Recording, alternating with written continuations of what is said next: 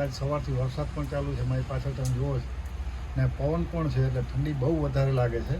અત્યારે 9 ડિગ્રી ઠંડી છે, ને 9 ડિગ્રી ઠંડી અને એની સાથે વરસાદ ને પવન, એટલે ઠંડી આને જોકે વધારે લાગે છે થોડી, પણ સારું લાગે છે, મજા આવે છે. થઈ કે એપ્રિલમાં આવ્યો ત્યારે ઠંડી એટલી સહન થાય એમ નહોતી, અને તે ટાઈમે તો સમજી લો ને કે સવારે 5 વાગે તો અંજવાળું થઈ જતું એટલું, અને રાત્રે 10 વાગે એવું થતું કે દિવસ હાથમે છે. હવે અત્યારે સાંજે 6 વાગે એવું લાગે કે દિવસ હાથમી ગયો છે, અને સવારે પણ મોડું અંજવાળું થાય છે.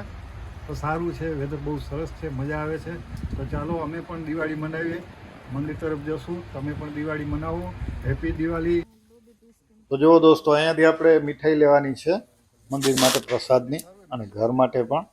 તો અહીંયાની સિસ્ટમ જુઓ, ટ્રેમાં બધી મીઠાઈ મૂકેલી છે અહીંયા, ને આપણે આપણી રીતે બોક્સ લઈ અને બોક્સમાં આપણે જેટલી પણ જે મિક્સ કરવી હોય મીઠાઈ આપણે મિક્સ કરી શકીએ.